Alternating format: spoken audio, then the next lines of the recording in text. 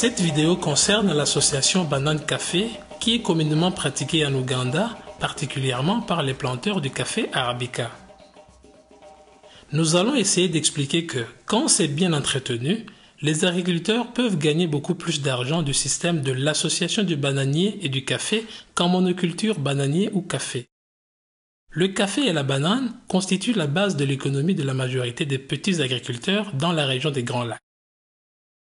Parce que la banane est récoltée tout au long de l'année, elle se double comme aliment de base en créant la sécurité alimentaire et aussi procure un modeste mais continuel flux d'argent tout au long de l'année, ce qui est très utile à l'encontre des coûts quotidiens de la vie. Le café est récolté 2 fois l'année et procure un boom d'argent saisonnier. Quand la banane et le café sont associés, les découvertes de la recherche montrent que les agriculteurs gagnent beaucoup plus d'argent qu'avec le café ou la banane en monoculture.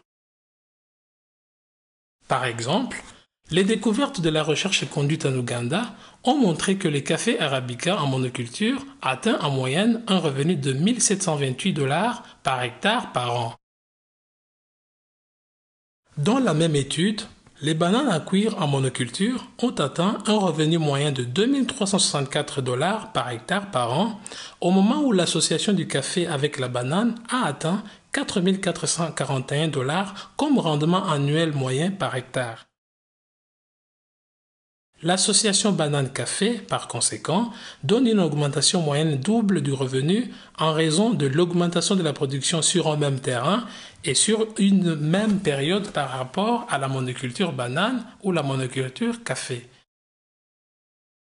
Le système banane-café n'affecte pas les rendements du café, ce qui implique que les rendements du café en monoculture et en association sont presque semblables.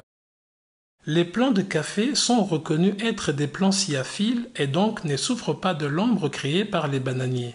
Les bananiers aident à améliorer le paillis pour les plants de café et de banane qui ont tous les deux un système racinaire superficiel.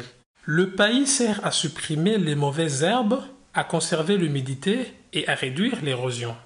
Le paillis sert aussi à améliorer le contenu du sol en matière organique et en nutriments.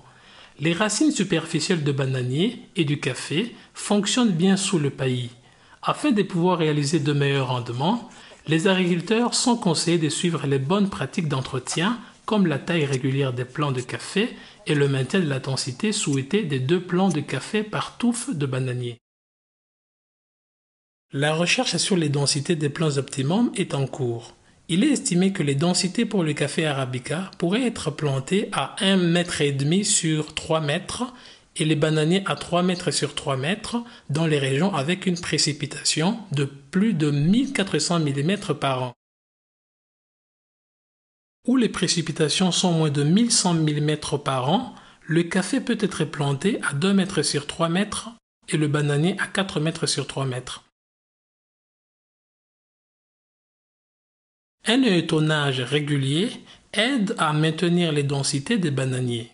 Si le café ou les bananiers sont laissés sans taille et sans défeuillage, alors la compétition en eau, lumière et en nutriments peut être très sévère. Dans cette vidéo, nous avons vu que la banane se double comme une source d'aliments de base et source de revenus au moment où le café procure un revenu saisonnier. Nous avons souligné qu'un système d'association de la banane et du café est plus bénéfique que la monoculture café ou banane grâce à l'augmentation de la production. Nous avons aussi parlé des avantages de l'association de la banane avec du café. Certains de ces avantages sont: à des corrects espacements, un système de banane-café n'affecte pas le rendement du café.